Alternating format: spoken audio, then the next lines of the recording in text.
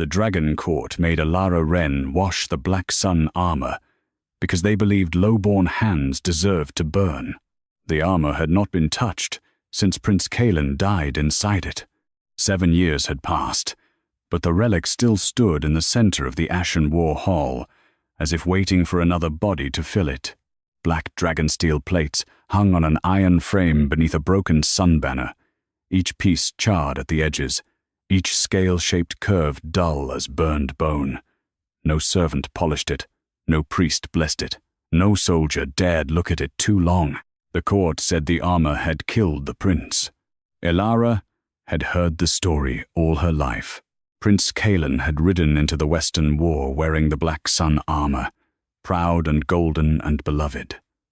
By dawn, his dragonfire had gone silent. His men found only the armor standing upright in a field of ash, empty except for blood inside the chestplate, and his name burned backward across the inner steel. Since then, every year on the anniversary of his death, the Dragon Court gathered to mourn him. And every year, someone else was blamed for surviving. Tonight, that someone was Elara. She stood barefoot before the armor, with a copper basin in her hands, wearing the plain brown dress of a palace laundress. Her sleeves were rolled past her elbows. Old soap scars marked her fingers. The oath band around her right wrist glowed faintly black, reminding everyone she belonged to the palace before she belonged to herself. Lord Veyrath, first blade of the War Council, watched from beside the mourning dais. His silver armor gleamed with medals won in wars other men had bled through. His face was lean, severe, and handsome in the way knives were handsome when polished. Behind him stood 3 council captains, all wearing black sun pins over their hearts. "The servant will begin," Veyrath said. Elara tightened her grip on the basin. The water inside it was not ordinary. It had been drawn from the morning well beneath the war hall, mixed with ash from Kaelin's funeral pyre, and blessed by the council priests. If the armor accepted the washing, the court would call it purification. If it burned Elara's skin, they would call it proof that servant blood still carried battlefield guilt. Dragon courts loved rituals that made cruelty look clean. At the far end of the hall, Dragon King Cassian Vere sat on the obsidian throne. He was nothing like the Golden Prince painted in the mourning banners. Cassian was black armor, dark hair, and controlled fire, a man broad enough to make the throne look smaller beneath him. His eyes burned dragon gold, but not warmly. They had the cold intensity of a forge that had learned to destroy without flame. He watched Elara without expression. That should have made her less afraid. It did not. Cassian had been 19 when his brother died. Now he was king, feared across 7 dragon provinces, and the whole court whispered that something in him had gone dark the day Kaelin never came home. He had not taken a queen, had not forgiven the West, had not allowed songs about the prince to be sung outside the mourning hall. Grief had become law in his kingdom, and law had teeth. Elara lowered the basin to the floor. A noble woman near the front whispered, "Look at her hands. She is already shaking." Elara heard. She did not stop. She dipped the cloth into the ash water and wrung it out slowly. The sound echoed louder than it should have. Water dripping into copper. Breath caught in noble throats. The faint crackle of fire in the dragon braziers. Master Veyrath lifted his voice. "Elara Wren, oath-bound servant of the lower laundries, you have been chosen to cleanse the Black Sun armor because your bloodline served near Prince Kaelin's last campaign. That was not why. Elara knew it. Her mother had served in the war camps. Yes. She had washed bandages, boiled water, and stitched torn cloaks, while soldiers called her invisible until they needed something clean. She had returned from the Western War with one burned hand and no voice. 3 months later, she died before telling Elara what she had seen. The palace record named her fevered. Elara remembered her mother waking in the night, clawing at her own throat, trying to speak through silence. "Come forward," Veyrath said. The oath band tightened around Elara's wrist. Pain shot up her arm. She obeyed. The black sun armor seemed larger up close. The chest plate curved like the ribcage of some dead dragon. Across the metal, old scars ran beneath the soot, too regular to be battle damage. Elara had scrubbed enough blood from enough cloth to know the difference between accident and pattern. Something had been written there once, then burned away. She lifted the wet cloth. The court leaned in. Cassian did not move, but his dragon shadow stirred behind the throne, massive and dim, its head lifting from darkness as if some buried instinct had finally opened one eye. Elara touched the cloth to the armor. The water hissed. Pain did not come. No flame leapt up her arm. No curse blackened her skin. Instead, the armor drank the water. Every drop vanished into the black metal, as if the steel had been thirsty for 7 years. Elara froze, hand pressed against the chest plate. Beneath her palm, something moved. A heartbeat, not hers. The dragon braziers guttered. Lord Veyrath stepped forward. Remove her. Too fast. Cassian heard it too. His gaze cut toward the council lord. Elara tried to pull her hand away, but the armor held her there not with force, but with memory. The oath band on her wrist cracked once, a thin line of red light splitting the black circle. Then blood appeared on the armor. It did not drip from a wound. It rose through the metal. Letters formed across the chest plate, one by one, bright red against black dragon steel. The court recoiled. A priest dropped his censer. Someone screamed as the blood spread across the armor in sharp, deliberate strokes. Elara could not read old war script, but Cassian could. He stood. The hall went silent beneath the sound of his throne scraping stone, his eyes fixed on the bleeding letters. For the first time since Elara had entered the hall, the Dragon King looked less like a ruler and more like a man being struck through the heart. The blood kept writing. Not a curse. Not a confession. Anam, Kyle and Veyr. Cassian descended one step from the throne. Lord Veyrath's face had gone pale. Elara's palm burned against the armor, and from somewhere deep inside the black steel came a voice no living throat should have carried. Brother. Cassian stopped breathing. The armor bled again. Then a second line formed beneath the prince's name. I was murdered before the battle began. The Ashen War Hall became a place no one knew how to stand inside. A moment earlier, the nobles had gathered to witness a servant girl's punishment. Now the Black Sun armor bled Prince Kaelin's name before them, and the Dragon King stood halfway down the throne steps with every part of him gone still, except his eyes. Elara could not move her hand. The armor held her palm to its chest plate, warm now. Not with fire, but with something worse. Memory. The kind that had waited too long under metal and ash. I was murdered before the battle began. The words glowed red across the black dragon steel.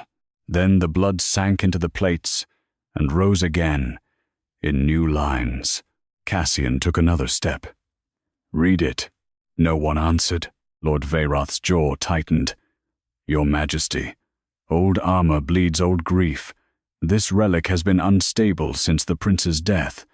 The servant's touch has disturbed. Read it. The command cracked through the hall.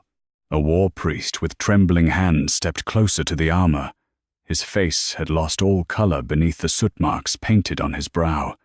He looked at the letters, swallowed, and read. The sun banner fell before dawn. The west did not kill me. I died in my tent. The hall erupted. Nobles stood from their benches. Soldiers turned toward one another. One of the council captains swore under his breath and reached for the dagger at his belt before remembering where he stood. Cassian heard that too. His dragon shadow rose behind him. It spread across the wall like wings made of smoke and burning gold. Every flame in the braziers bent toward it. Elara felt the heat of it along her skin, but the armor beneath her palm remained cold. Veyrath stepped forward, controlled again. A dead prince cannot speak through laundry water and servant hands. This is forbidden witness craft. The word witness struck the armor. It pulsed. Elara's oath band cracked a second time, red light spreading through the black circle at her wrist. Pain shot up her arm, but under it came a strange answering warmth, as if something inside her blood had recognized its own name. Forbidden witness craft. Her mother's voiceless face flashed through her mind. Burned hand, silent mouth, eyes wide in the dark, trying to warn a child too young to understand. Elara whispered, "My mother." Cassian's gaze snapped to her. What? She should have lowered her eyes. Servants did not speak uncalled before kings, especially not when standing beside a relic, bleeding royal murder. But the armor would not let her hide. "My mother came back from the Western War unable to speak," Elara said. "She washed Prince's tents. She died 3 months later." Veyrath's voice turned sharp. "Many servants died after that war. The armor bled again. Not many. 1 line. Mararenso." Elara stopped breathing. Her mother's name glowed red across Prince Kaelin's chestplate. The hall tilted around her. Cassian reached the bottom of the steps. He did not touch the armor. He did not touch Elara, but he stood close enough now that she could feel his fury like heat from a forge. "Elara Wren," he said slowly. Lord Veyrath's expression hardened. "A camp laundress. Nothing more." The armor answered before Elara could. Blood-red letters split across the right pauldron. "She carried my final order." Cassian's face changed. Not softened. Broken. In one clean place. "Kaelin gave no final order," he said. Veyrath's voice was quiet. "Because there was no prince left to give one." The armor groaned. Every plate shifted. The chest opened by itself. Inside, where a man's heart would have rested, a small strip of burned cloth unfolded from between 2 layers of dragon steel. It had been hidden there for 7 years, blackened at the edges, marked with dried blood. Elara's free hand lifted without permission. The oath band bit deep, trying to stop her. She reached anyway. When her fingers touched the cloth, the last black ring around her wrist shattered. The sound rang through the hall, like a blade breaking. Elara staggered, suddenly free of the command magic that had owned her since childhood. Cassian saw the broken oath band fall from her wrist. So did the court. Veyrath's face went white with anger. Elara opened the cloth. There were words written inside, not in ink, but in blood, faded nearly brown. "If Cassian lives, give him this." Her vision blurred. The handwriting was not her mother's. Cassian's voice came low beside her. That is Kaelin's hand. Elara looked up at him. For the first time, the Dragon King did not look at her like a servant. He looked at her like the only door left in a burning room. "What does it say?" he asked. She forced herself to read the blood-marked cloth, though the words shook in her hands. "The War Council opened the western gate.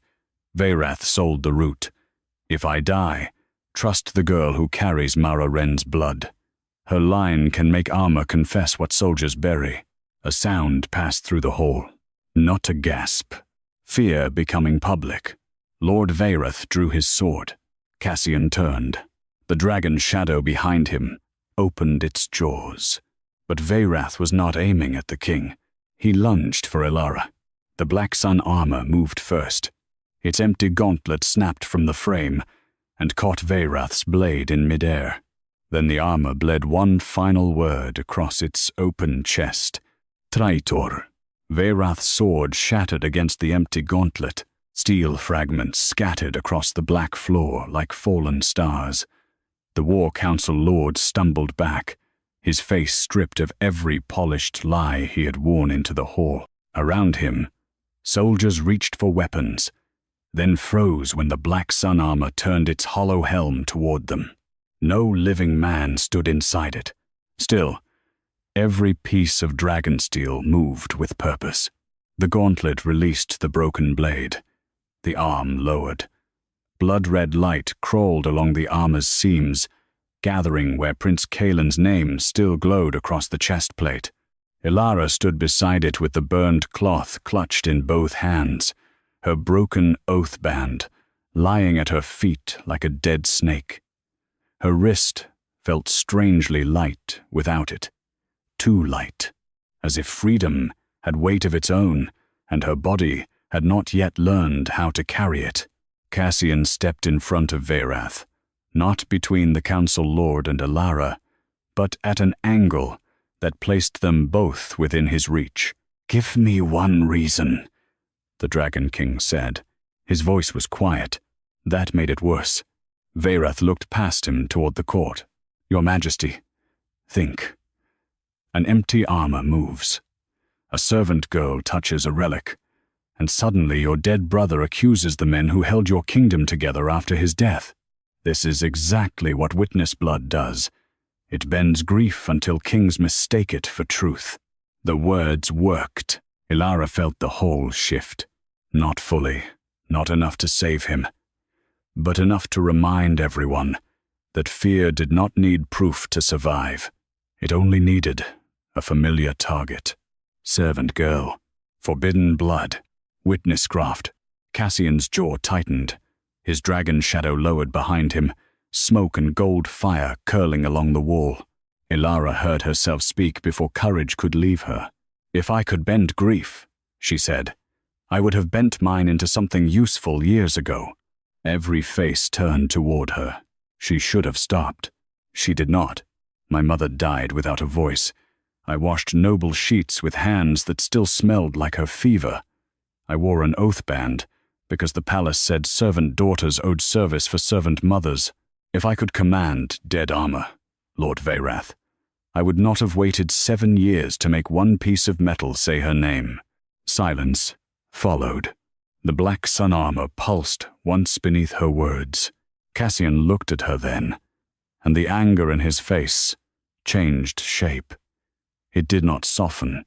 It deepened. Veyrath's eyes narrowed. Pretty grief. Still grief. The armor bled again. This time, the letters formed across the left bracer. Mara did not die of fever. Elara's breath stopped. Cassian turned to the armor. Then how? The answer came slowly, as if dragged through rust and old blood. Silence was cut into her throat. The hall recoiled. Elara's hand rose to her own neck without meaning to. She remembered her mother, trying to speak in the dark, fingers clawing at skin, breath breaking over words that would not come. Not illness, not weakness, not fever. A wound made to look like one. Veyrath moved suddenly, not toward Elara this time, toward the armor. He seized a fallen spear from a guard and drove it toward the exposed cloth in Elara's hands. Cassian caught the shaft before it reached her. His bare fingers closed around the metal, and dragonfire ran down the spear until it glowed red. Veyrath released it with a curse. Cassian snapped the spear in half. "You will not touch her." The court heard the words. So did Elara. Her heart reacted before her mind could stop it, a sharp, painful pull that frightened her more than Veyrath's sword. Protection from kings was never free. Her mother had taught her that in silence. The armor's chest opened wider. Inside, behind where the burned cloth had been hidden, a second layer of dragon steel slid apart. There was something carved into the inner plate. Not letters, not yet, but grooves filled with black ash. Elara stepped closer, drawn by a pull beneath her skin. Cassian caught her wrist lightly. She froze. His hand was warm, careful, strong enough to stop her, gentle enough not to claim. "The armor has already hurt you," he said. "No," Elara answered. "It freed me." His eyes dropped to the broken oath band. Something in his expression tightened.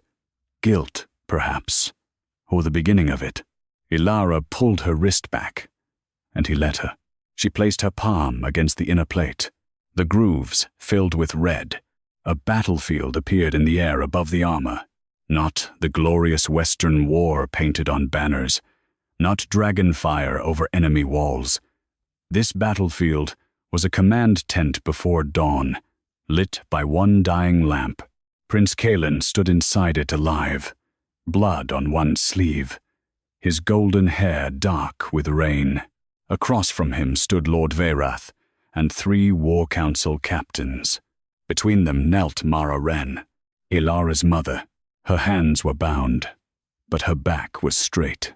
In the vision, Kaelin spoke first. She saw the gate opened from our side. Veyrath's younger face was calm. A camp servant saw shadows and mistook them for treason. Mara shook her head fiercely and pointed to the black sun armor standing behind the prince. Kaelin turned toward it. She says the armor recorded the command. Veyrath smiled. Then one of the captains struck Mara across the mouth. Elara flinched in the present. Cassian's dragon shadow roared without sound. In the vision, Kaelin stepped between them. Touch her again, and lose the hand. Veyrath's smile disappeared. You would defend a laundress over your own council?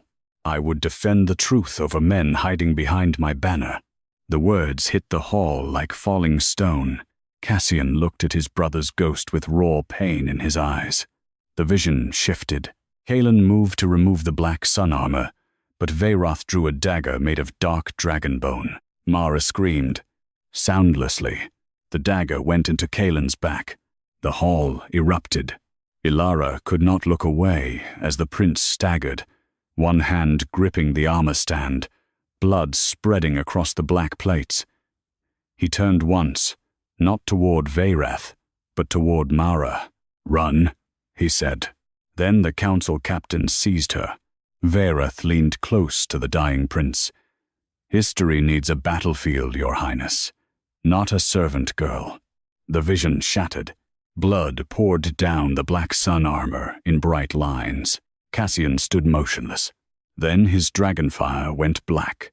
Black dragonfire did not burn like ordinary flame. It did not leap. It swallowed. The braziers nearest the throne went dark first, their red-gold flames folding inward as if Cassian's grief had stolen the air from them. Then the shadows under the banners stretched toward him, drawn to the fury rising beneath his skin. His dragon shadow filled the ashen war hall from wall to wall, wings spread, jaws open, its fireless mouth aimed at Lord Veyrath. No one dared move. Elara stood with her palm still against the black sun armor, the vision of Kaelin's murder ringing through her bones. Her mother had been there. Her mother had seen. Her mother had tried to speak, and the council had cut silence into her throat, so no court would ever hear what Prince Kaelin died protecting. Cassian took one step toward Veyrath. The floor cracked beneath his boot. Veyrath lifted both hands. Your Majesty, whatever this thing showed you, this thing, Cassian said, voice almost gentle, was my brother's armor. Veyrath's throat moved. The council captains behind him began to retreat. Cassian did not look at them. Stay. The single word froze them harder than chains. Elara felt the armor tremble beneath her hand. More blood rose through the black metal, running down the chest plate in thin lines. It was not finished. She could feel it now, the same way she had once felt storms in old laundry cloth before rain reached the palace windows. The armor had opened a wound, but something deeper remained sealed. A locked memory, a final order. She looked down at the burned cloth in her hand. Kaelin's blood had dried around his message, but one corner remained folded tight, stuck together by old ash. She rubbed it carefully between her fingers. The cloth opened. Inside was one more line. Not for Cassian, for Mara. Protect the blood-armored child. Elara stopped breathing. The armor pulsed. Cassian turned toward her. His black fire did not fade, but for one breath, it no longer aimed at Veyrath. What did it say? Elara could barely make her voice work. Kaelin knew my mother had a child. The hall shifted. She felt their eyes on her. Nobles, Soldiers, priests, war captains, all of them measuring the distance between servant and witness, between laundress and threat. Cassian came closer, slowly now. "Read it." She handed him the cloth. His fingers brushed hers when he took it. The contact was brief, but the armor answered with a low, metallic groan. Cassian looked at the final line. Something in his face broke again. Smaller this time. More dangerous because it had shape. Not only grief for a brother, recognition of a debt. "He died protecting your bloodline," he said. Veyrath's voice cut across the hall. He died because he forgot the difference between royal duty and sentimental weakness. Cassian turned his head. The black fire behind him sharpened. Veyrath realized too late that he had spoken honestly. Elara stepped away from the armor. Her legs shook, but she stayed upright. "Why did my mother's line matter?" No one answered. The black sun armor did. The helm turned toward the mourning dais, where the war council had placed Kaelin's ceremonial sword. Blood-red letters crawled across the visor, witness line erased before Western betrayal. Cassian's gaze snapped to Veyrath. Erased by whom? The armor opened its right gauntlet. A red vision formed above its palm. A row of servants kneeling outside a war camp, each with blood on their hands, each touching armor, shields, helms, blades. With every touch, metal revealed what soldiers had hidden ambushes ordered by allies, commanders stealing rations, noble sons killing prisoners, and calling it enemy fire. Blood armor witnesses, not warriors, not nobles. Servants who could make battlefield relics confess. Then the vision darkened. War council guards moved through the camp at night. Witnesses were dragged from tents, records burned, children taken into palace service under false debt. Elara saw a young Elara Wren hiding a baby beneath a laundry cart. Herself. Her knees nearly gave. Cassian caught her elbow. She flinched before she could stop herself. He released her instantly. That mattered, though she hated that it did. Veyrath spoke to the court now, his voice rising. "You see the danger. This is why they were removed. A kingdom cannot fight wars if every servant can make armor accuse its commanders. Discipline collapses. Soldiers hesitate. Princes question orders. Enemies win." "Enemies did win," Elara said. "You opened the gate." Veyrath's eyes flashed. The armor bled confirmation before he could deny it. Western Gate sold for crowned seat promise. Cassian went still. A murmur swept through the hall. Crowned seat promise. That was no simple battlefield treason. Someone had promised Veyrath power after Kaelin's death. Someone had meant to shape Cassian's grief into a throne they could steer. Cassian's voice dropped. "Who promised you a seat?" Veyrath said nothing. The armor's black plates shuddered. Then the chest cavity opened wider, revealing a dark hollow where Kaelin's blood had dried around a small dragon bone seal. The seal was cracked in half, but its mark remained clear. The Royal War Regency. Cassian stared at it. Elara did not understand the mark, but the court did. An old woman near the nobles whispered, "The Regency Council." Cassian had inherited the throne young, grieving, and surrounded by the men who claimed to have avenged his brother. Elara looked at Veyrath and understood the cruelty of it. "You did not only murder Kaelin," she said. "You gave Cassian someone to hate." The armor rang once. True. Cassian closed his eyes. For a moment, the Dragon King looked like the 19-year-old brother who had been handed a burned story and told to build a kingdom from it. Then Lord Veyrath smiled. Not because he was safe, because he had one more wound to open. "Ask the armor," he said softly, "why Prince Kaelin was in the command tent before dawn." The blood on the armor stopped moving. Elara felt the relic recoil beneath her palm. Cassian's eyes opened slowly. Veyrath's smile widened. "Yes," he whispered. "Ask what your brother was trying to steal before we killed him." The black sun armor gave a sound like metal, choking on memory, and across its chest, new letters began to form. The new letters did not bleed quickly. They surfaced slowly, as if the black sun armor itself resisted giving Lord Veyrath the satisfaction of another wound. Elara felt the hesitation through her palm. Metal had no heartbeat, yet the armor trembled like a living thing, trying to decide whether truth would save the dead or destroy what little remained of them. Cassian stood beside her, black dragon fire coiled around his shoulders, his eyes fixed on the chest plate with the terrible stillness of a man bracing for a blade he had invited. The court waited. Veyrath smiled. Then the letters formed. Halen came to take the witness ledger. A murmur ran through the hall.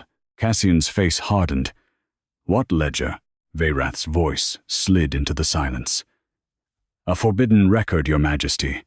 A list of every blood armor servant in the war camps. Your brother intended to steal it from the council archives and give it to people who would have used it against the throne." Elara's fingers curled against the armor. "People like my mother." "People like rebels," Veyrath said. The armor bled another line. "He came to save them." The words struck harder than any defense Elara could have spoken. A vision rose from the armor again. Dimmer this time, the edges blurred by old ash. Prince Calen moved through the command tent before dawn, not in armor, not as a war hero painted on banners, but as a tired young man with rain in his hair and urgency in his face. In his hands was a black leather ledger bound with dragon thread. Elara Wren stood near the tent flap, her bound hands hidden beneath a cloak. Calen thrust the ledger toward her. "Take it to Cassian if I do not reach him first."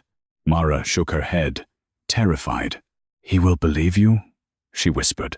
"He will believe my seal," Calen said. Then he broke the royal signet from his own chain and pressed it into her palm. Elara looked at Cassian. He did not move, but something in him clearly did.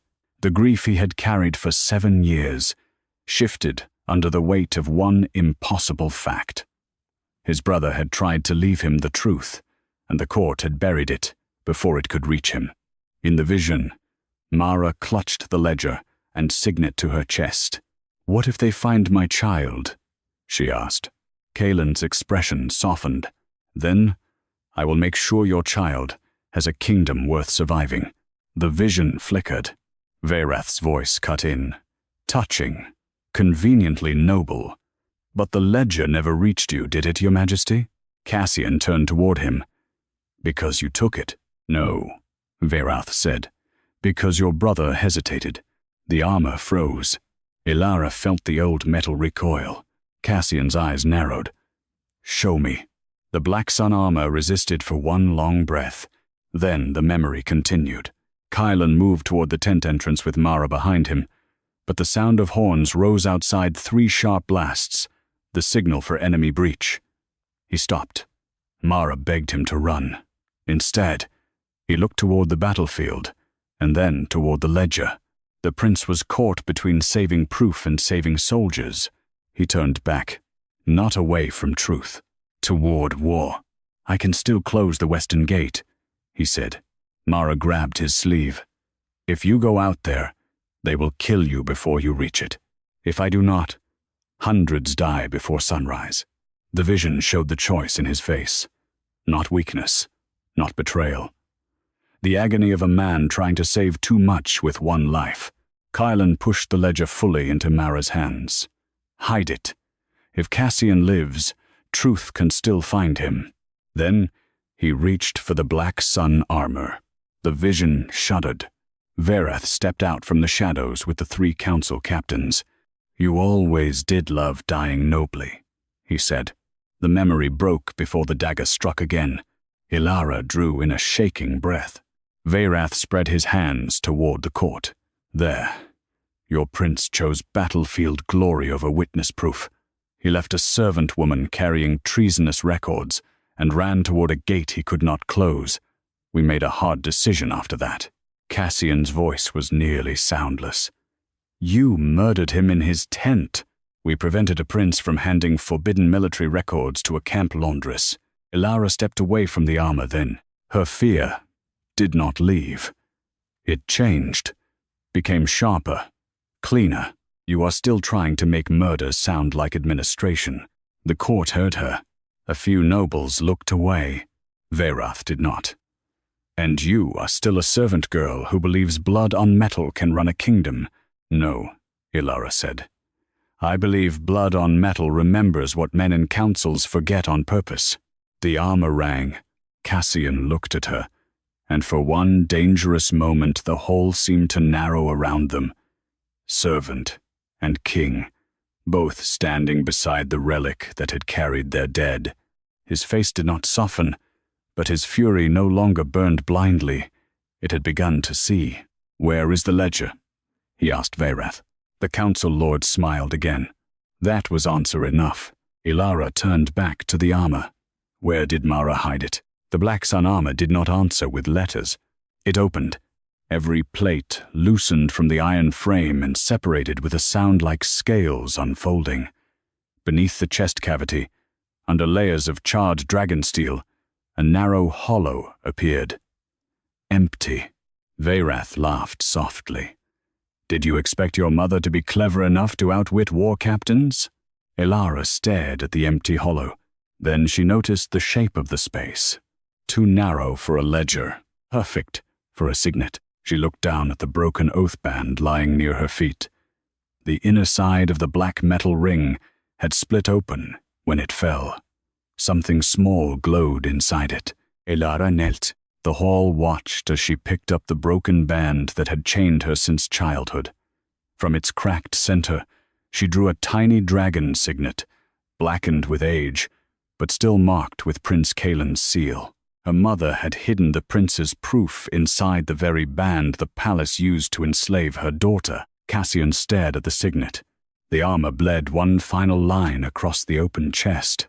Witness key found. Beneath the ashen war hall, something answered with a deep, metallic groan. A hidden door opened under the mourning dais, and from below rose the smell of old blood, burned paper, and a ledger waiting 7 years to be read. The mourning dais split down the center. Stone dragged against stone, slow and heavy, shaking ash from the broken sun banner above the Black Sun armor. Nobles stumbled back from the widening seam. Soldiers drew blades they did not know where to point. Beneath the dais, stairs descended into darkness, each step stained with something too old to still smell like blood, and too guilty to smell like dust. Elara held Prince Kaelin's signet in her palm. It burned cold. Cassian stood beside her. Black dragon fire still coiled beneath his skin, but his rage had narrowed into something more dangerous than flame. Purpose. His eyes never left the opening beneath the dais. Lord Veyrath's face had lost its smile. That was how Elara knew the ledger was real. A war priest whispered, "Your Majesty, no one enters the undervault during mourning rites." Cassian looked at him. "Then it has had 7 years to prepare for me." He started toward the stairs. Veyrath moved quickly. "Your Majesty, if there are old war records below, they must be handled by the council.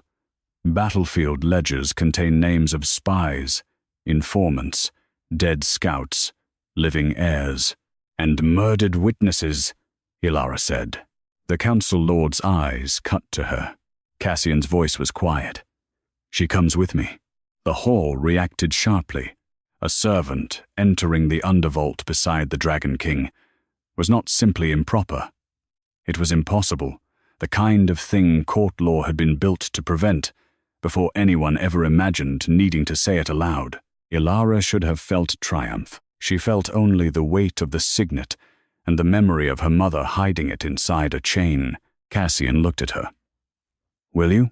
"Not an order. A question." That made it harder to answer. Elara closed her fingers around the signet. "Yes." They descended together. The air below the dais was colder than the hall above. Dragonbone lamps flickered to life as Cassian passed, revealing walls carved with battle scenes that grew uglier the deeper they went. At first, the carvings showed victory.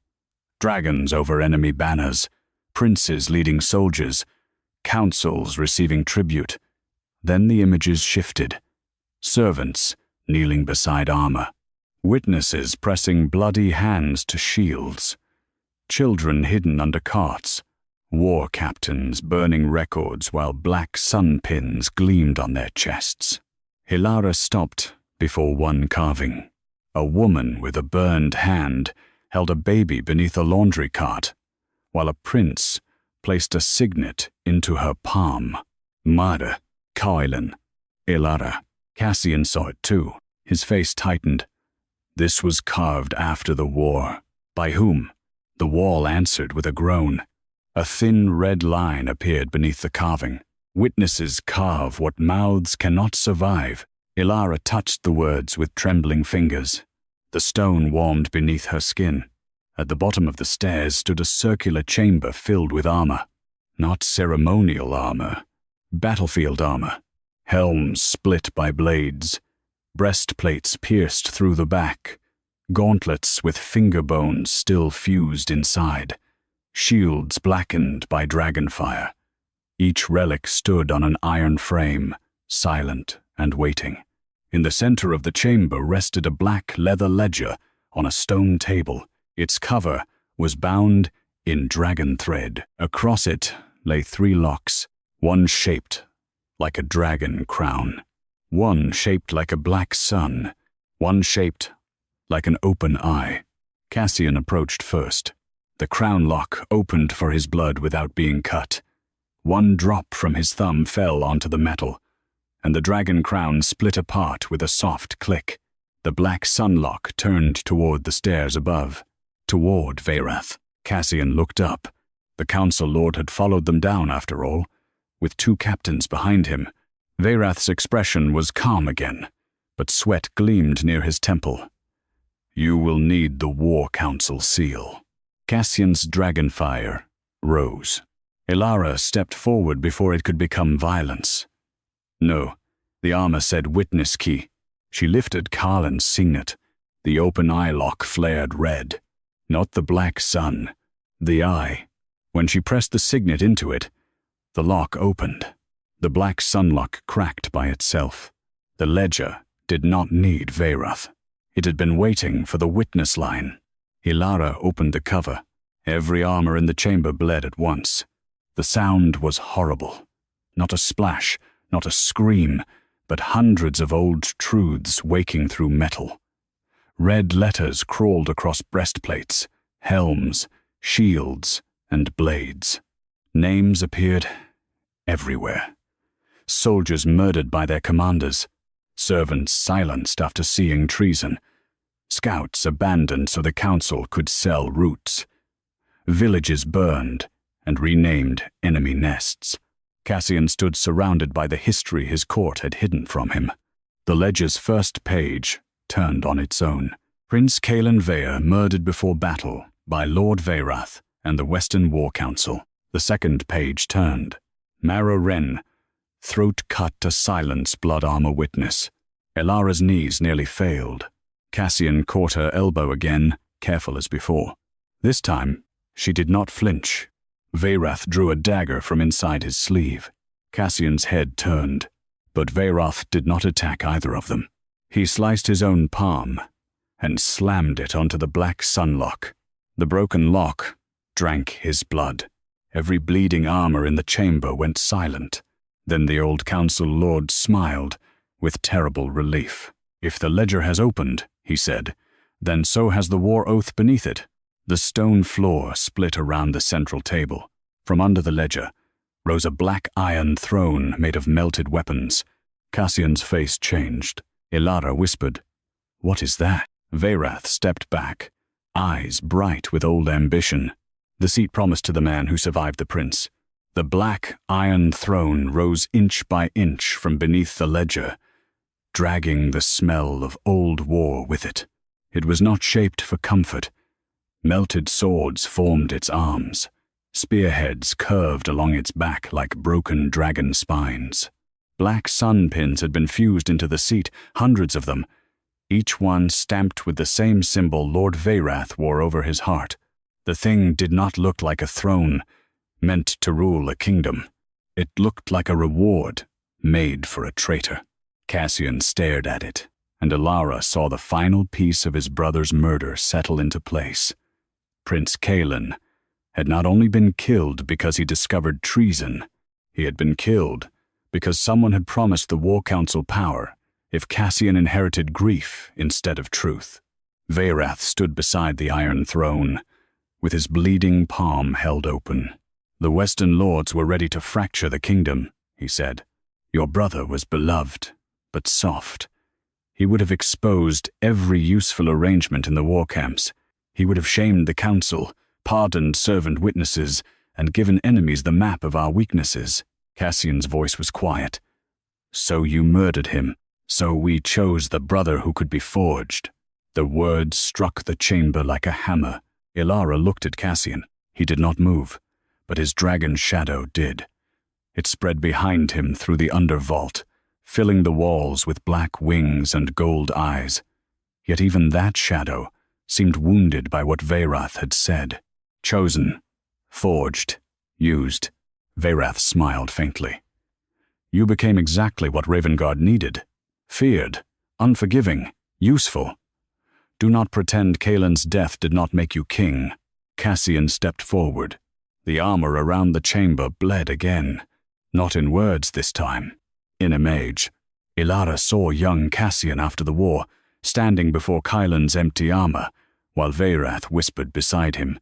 She saw the council feeding him names of Western enemies, omitting their own. She saw every law passed in Kaelin's memory used to silence witnesses, servants, widows, and soldiers who had seen too much. Cassian had been grieving. They had built a throne inside that grief. Elara felt anger rise in her chest, sharp and bright. Not only for her mother, not only for Kaelin. For the boy Cassian had been handed a lie and made to wear it like armor. Then the black iron throne opened its arms. The melted swords along its sides shifted, forming chains. Veyrath lifted his bloody hand toward Cassian. The war oath recognizes you now. Sit, and the ledger will close. The council's crimes stay buried. Your brother remains a hero, and your reign survives without civil war. The chains stretched toward Cassian. Elara stepped in front of them. The entire vault went silent. Cassian's eyes cut to her, fierce and alarmed. Elara. She did not look back. No. The chains stopped inches from her chest. Veyrath laughed softly. A servant girl standing between a dragon king and his throne. How poetic. This is not his throne. No, Veyrath said. It is the truth of it. Elara lifted Kaelin's signet. The open eye mark burned red in her palm. Then let the truth look back. She pressed the signet against the black iron throne. The reaction was instant. Every melted weapon screamed. The throne convulsed, and red letters tore across its surface, not written gently, not rising like the armor's earlier testimony, but clawing through iron as if the dead inside it were finally allowed to fight. War oath, forged by murder, council seat, bought with prince's blood, dragon grief weaponized. The words blazed so brightly that Veyrath stumbled back. Cassian moved then, not to shield Elara, not to take the signet from her, but to place his hand beside hers on the throne. His dragonfire met the witness mark. Black and red light exploded through the vault. The ledger pages flew open around them, circling like wounded birds. Each armor in the chamber lifted its headless frame toward the throne. Names filled the air. Not only Kaelin, not only Mara, hundreds of them. Witnesses erased, soldiers betrayed, camps sold, servant children oath-bound to keep bloodlines from remembering what they were. Cassian's voice cut through the storm. By dragon blood and crown right, I break the Western war oath. Veyrath shouted, You will break your army. No, Cassian said. I will break the lie that commands it." The black iron throne cracked down the middle. A wave of force threw Veyrath and the captains to the floor. Elara staggered, but Cassian's arm came around her only long enough to keep her standing. He released her the moment she found her balance. The throne split open. Inside it was not treasure. It was ash, and in the ash lay a row of small servant oath bands, each one cracked, each one marked with the open eye symbol of the blood armor witnesses. Elara sank to her knees. Her mother's line had not vanished. It had been chained, scattered, renamed, buried into service so no battlefield relic could ever speak again. The black sun armor's voice rose from above the vault, traveling down through stone and blood. Witness line surviving. Elara closed her fingers around one broken band. Veyrath, bleeding and shaking, pushed himself to one elbow.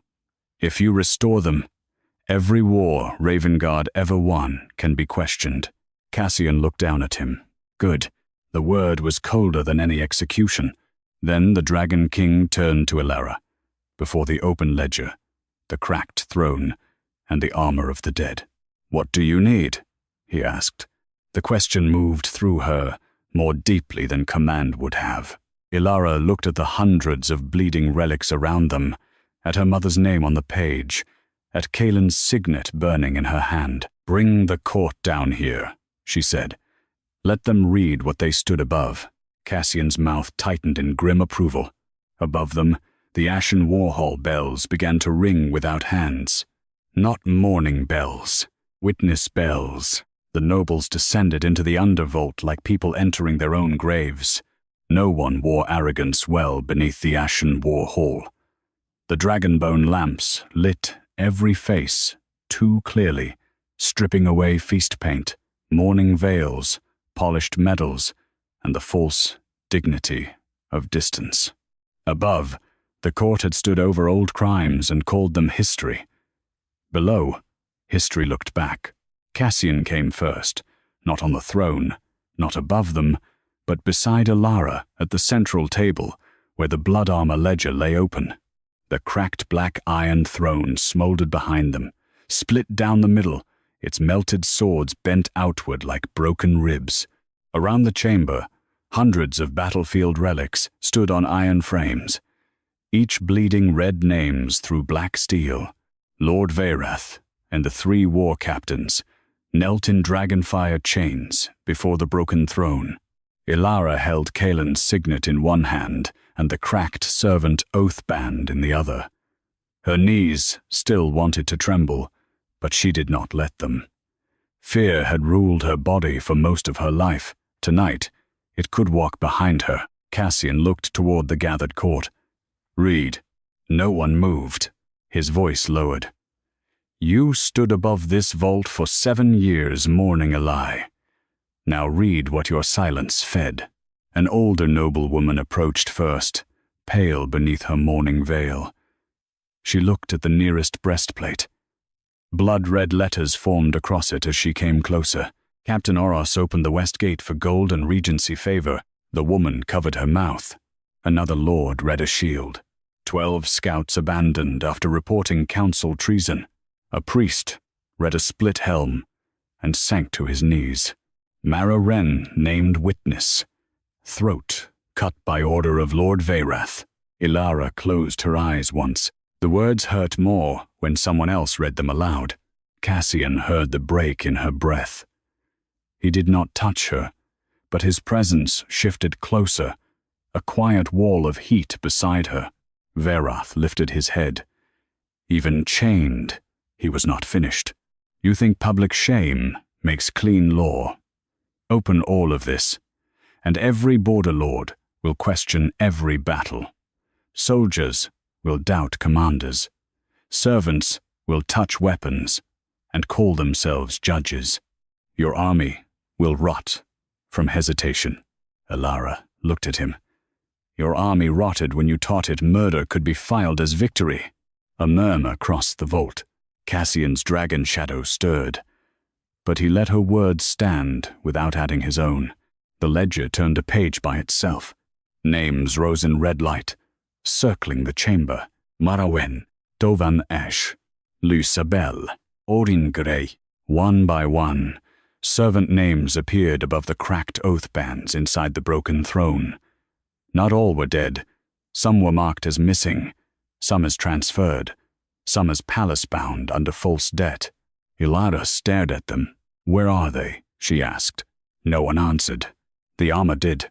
Across the black sun armor's distant chest, visible through the open vault ceiling above, blood letters formed large enough for the entire chamber to see. In the lower houses, in the kitchens, in the stables, in chains named service, Elara's stomach turned cold. They were not gone. They were near. They had been scrubbing floors above the proof of their own stolen inheritance. Cassian turned to the guard captain. "Bring every oath-bound servant in the palace to the Ashen War Hall." The captain hesitated. "Your Majesty, all of them?" Cassian's gold eyes sharpened. "All." The man bowed and ran. Veyrath laughed softly. "You will hand witness power to laundresses and stable boys." Cassian looked at the bleeding relics around him. "No, I will return what your council stole." The vault answered. Every armor frame bowed its empty helm. A sound moved through the chamber. Not metal, not wind, but the first breath of a buried line, remembering itself. When the oath-bound servants were brought down, they came afraid. Kitchen girls, with flour still on their sleeves. Stable boys, smelling of hay and cold iron. Laundry women with cracked hands. Old men who carried coal. Children barely tall enough to understand why soldiers stood behind them. Each wore an oath band somewhere. Wrist, throat, ankle, upper arm. Black rings of palace service, called lawful debt. Elara stepped toward them. For a terrible moment, she saw herself in every face. One little girl hid behind an older servant woman, staring at the bleeding armor with wide eyes. "Will it burn us?" Elara crouched before her. "No." The girl looked at the broken band in Elara's hand. "Did yours hurt when it broke?" "Yes," Elara said, "but only because it had been there too long." She stood and placed Kaelin's signet on the open ledger. The book glowed red. Cassian drew his dagger and cut his palm before anyone could stop him. Dragon blood fell onto the page beside the prince's seal. "By the blood of the living king and the murdered prince," he said, "I break every false oath placed on the blood armor witness line." The ledger flared. The oath bands cracked all at once. Some servants cried out. Some fell. Some stared at their bare wrists as if skin without chains was a language they had never learned to read. The little girl began to sob, not from pain, but from confusion that no order pulled her back when she stepped forward. Elara felt her own scarred wrist throb. The black sun armor's voice filled the vault. Witness line restored. Then, every battlefield relic turned toward Elara. Cassian did too, not as king to servant, as a man standing before the person his kingdom had tried to erase. But before he could speak, Veyrath smiled through blood. "You restored the witnesses," he whispered. "Now let them witness all of it." The ledger pages turned violently. A hidden section opened at the back, sealed in black wax. Cassian's face went still. Elara looked down and saw the title written in Kaelin's blood. The Dragon King's First Order, after the Western War. The vault went silent. Veyrath's smile widened. "Read it, servant girl," he said. "Let your restored line see what their noble king commanded when grief made him useful." Cassian did not reach for the ledger. That restraint frightened Elara more than anger would have. The Dragon King stood with blood still dripping from his cut palm. His restored servants gathered behind him, the broken war throne smoking at his back, and the hidden page open before them all. The title glowed in Kaelin's blood like a wound refusing to close. The Dragon King's first order, after the Western War. Veyrath watched him with the calm of a man who had saved one knife for last. "Go on," the Council Lord whispered. "You wanted witness. Witness does not stop when it reaches your enemies." Elara looked at Cassian. His face had become unreadable, but the fire around him had dimmed. Not vanished. Dimmed, as if grief had pulled oxygen from the room. She understood then. Whatever lay on that page, he feared it might be true.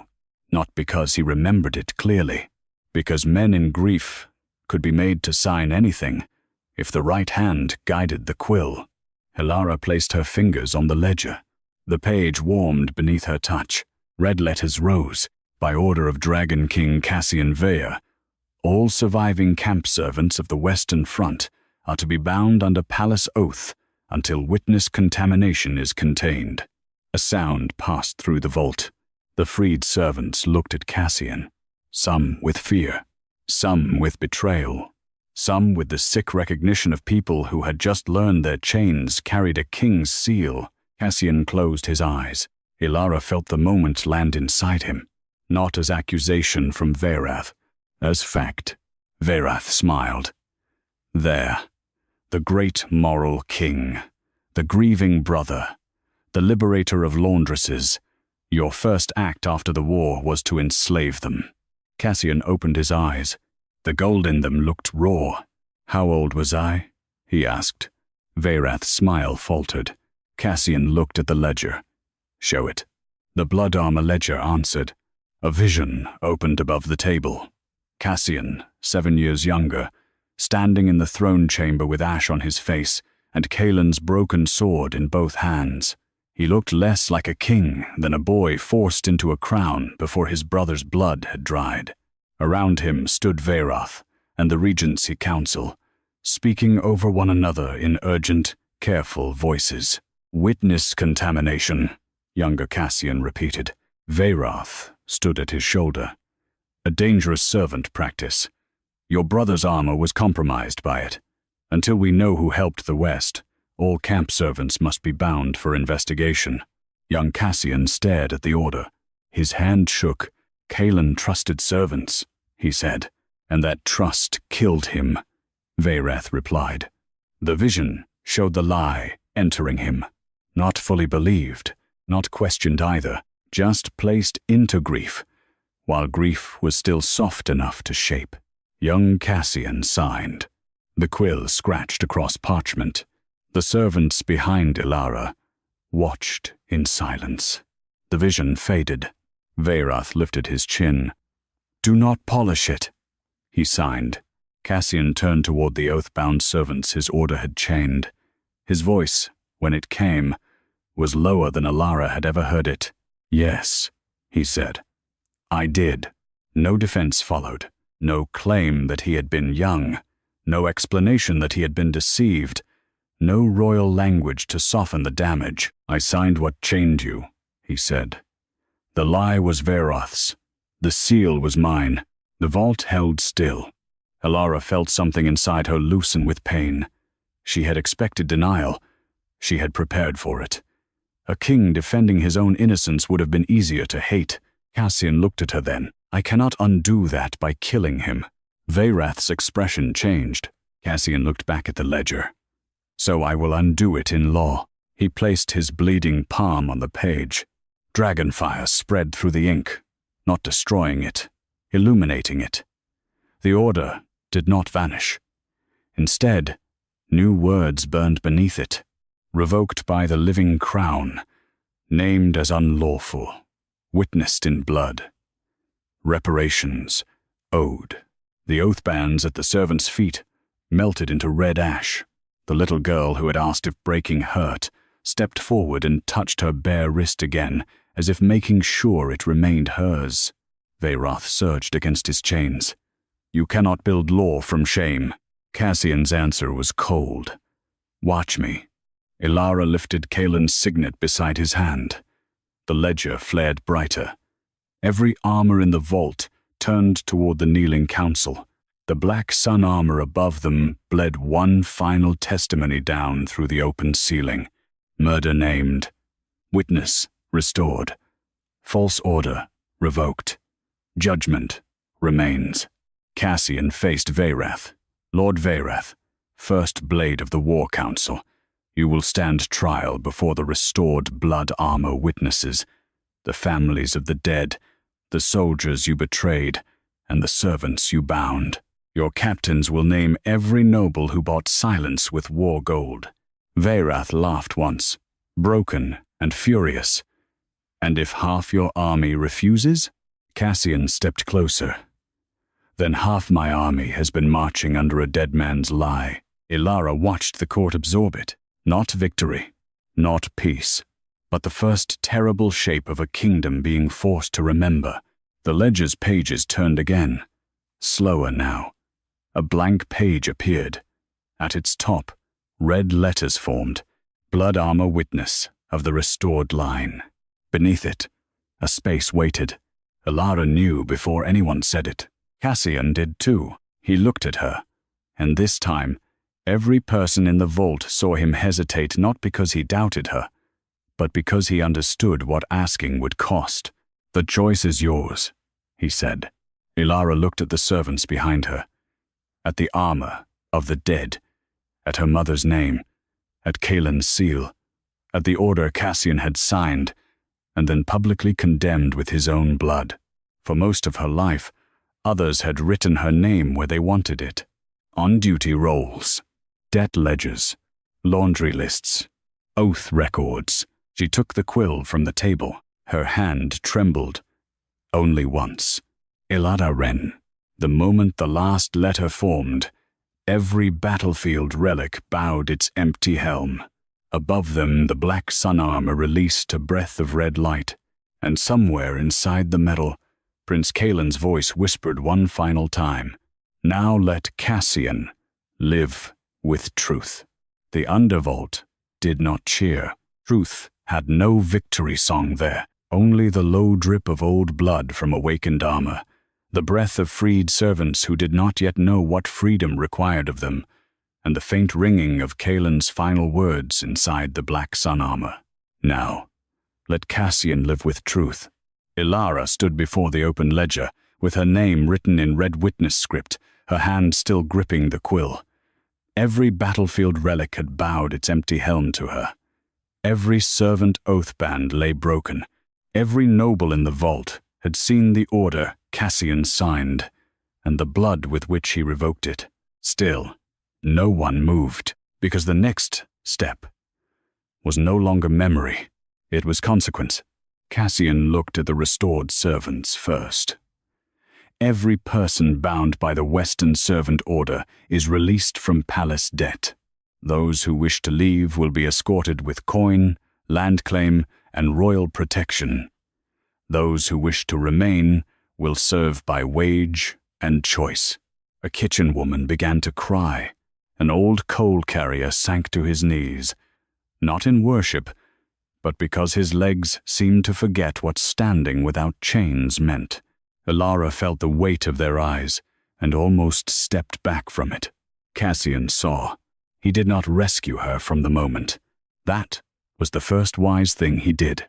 Lord Veyrath lifted his head from where dragonfire chains held him before the broken throne.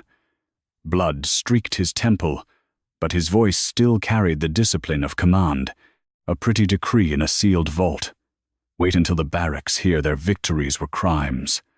Wait until border lords hear servants can challenge campaign records. Your kingdom will fracture.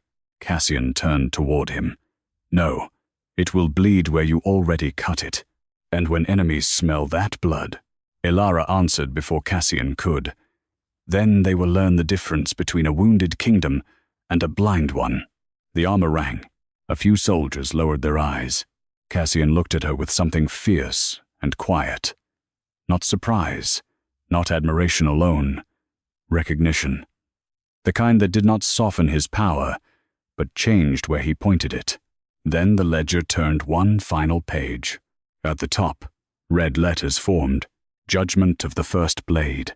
Veyrath's smile returned, thin and venomous. Careful. If the witness line judges me, the army will call it servant revenge. If the king judges me, half the court will call it royal guilt. Either way, doubt survives. Elara hated that he was clever, even cornered. Cassian's face hardened, but he did not answer quickly. That mattered. A king who rushed judgment to satisfy rage would only prove Veyrath's last lie useful. Elara placed Kaelin's signet on the ledger. Then let the armor judge what armor saw. The battlefield relics answered as one. Every breastplate, helm, gauntlet, and shield in the vault turned toward Veyrath. Blood-red letters rose across them, not in scattered accusation, but in order. The Western Gate, the murdered prince. Elara Wren's silencing, the erased witnesses, the false servant order, the promised regency seat, the captains' names, the gold roots, the sealed reports. Every fact aligned until no noble could claim confusion and no soldier could call it grief magic. The Black Sun armor spoke last. By Kaelin Veyr's blood, Lord Veyrath murdered royal command, sold the Western Gate, silenced witness, and forged the king's grief into law. The ledger sealed the sentence in red. Veyrath stared at the armor, as if hating metal could make it mortal. Cassian stepped forward. Lord Veyrath will live. The council lord's eyes narrowed. So will every captain who helped him, Cassian continued. You will name each buyer, each regency conspirator, each noble house that paid for silence. You will stand in this vault before the restored witnesses until every battlefield lie is read into law. Veyrath's face twisted. Execution would be cleaner. Yes, Cassian said. That is why you do not get it. Elara felt a grim satisfaction move through the servants behind her. Not enough to heal, enough to begin. The Black Sun armor dimmed. For the first time that night, its blood-red letters sank back beneath the plates without being forced. The armor looked less like a corpse standing upright, and more like a tired soldier finally lowering a weapon. Cassian turned to Elara. The entire vault seemed to tighten around the space between them. I owe you more than freedom, he said. Yes, Elara answered. The word came easier than she expected. His mouth tightened, not in anger, but acceptance. I owe you your mother's name restored, your line restored, every false debt broken, every witness found, every order I signed under lies named in public. Yes, and after that? Elara looked at him for a long moment. The Dragon King was still dangerous, still grief-carved, still a man whose seal had once chained her, even if another hand had guided it. But he had not hidden when the truth reached him. That did not make him forgiven. It made him possible. After that, she said, you learn to ask before your throne takes. The words struck him cleanly. Cassian bowed his head once. Not low, not theatrical. Enough. Then I ask now, he said. Will you stand in the Ashen War Hall when I read this before the court? Elara looked up through the open vault ceiling, where the mourning dais had split and the Black Sun armor waited above. Yes, she said. But not beside your throne. Cassian understood. Beside the armor, he said. Elara nodded. At dawn, the court returned to the Ashen War Hall, not for mourning, but witness. The Black Sun armor stood at the center, no longer cursed, no longer silent. Elara stood beside it with Kaelin's signet in her palm, while Cassian read the truth of his brother's murder, his own false order, and the restoration of the blood armor line before every noble, soldier, servant, and priest. No one called Elara Wren fevered. No one called Elara merely oath-bound. And when the first freed servant touched a rusted helm and made it speak a buried name, the Dragon Court finally understood what it had tried to erase. Not rebellion, memory with blood enough to answer steel. By dawn, the Ashen War Hall no longer looked like a place built for mourning. It looked like a wound held open. The Black Sun banners had been lowered. The war council seats stood empty except for the chains left across them. At the center of the hall, the Black Sun armor remained upright on its iron frame, but the blood had stopped running. Red witness script still glowed faintly across the plates, not bleeding now, but burning steady beneath the black dragon steel like truth refusing to cool. Elara stood beside it, not below the dais, not behind the servants. Beside the armor, Prince Kaelin had died inside. The court gathered in silence, nobles in mourning black, soldiers stripped of their council pins, priests with ash marks smudged by shame, and oath-bound servants whose wrists were bare for the first time in their lives. Some held the broken bands that had once owned them. Some held each other's hands. Some simply stared at their skin, as if freedom were a language they had not yet learned to speak. Cassian stood before the throne, but he did not sit. That mattered. He held the blood armor ledger open in his hands, his cut palm wrapped in dark cloth, his face pale from a night spent reading what grief had hidden from him. When he spoke, his voice carried through every arch of the hall. Prince Kaelin Vare was not killed by the Western enemy. No one breathed. He was murdered in his command tent before battle by Lord Veyrath and members of the Royal War Council, because he discovered the Western Gate had been sold and the blood armor witness line had been marked for erasure. A low sound moved through the hall. Cassian continued. Elara Wren did not die of fever. Her throat was cut, so she could not testify. Her daughter, Elara Wren, was bound under a false servant oath to keep Kaelin's final proof hidden in plain sight. Elara's fingers tightened around the prince's signet. Hearing her mother's name spoken before, the court hurt more than she expected. For years, Mara had existed only in Elara's memory. Burned hand, voiceless mouth, fevered eyes.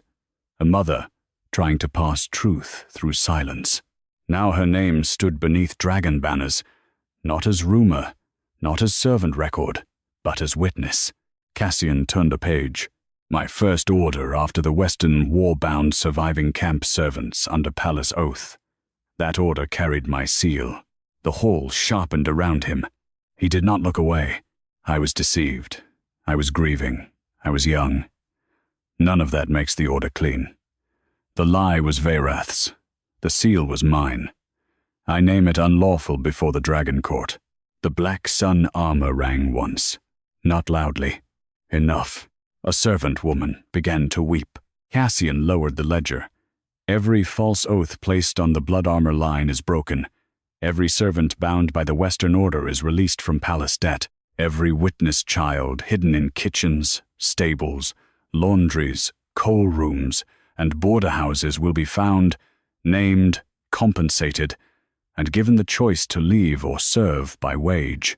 Every battlefield relic touched by restored witness blood will be heard. A noble lord stepped forward, face tight with fear. Your Majesty, if every old war is opened, enemies will call our victories stolen. Cassian's eyes burned gold. Then we will learn which victories were. The lord fell silent.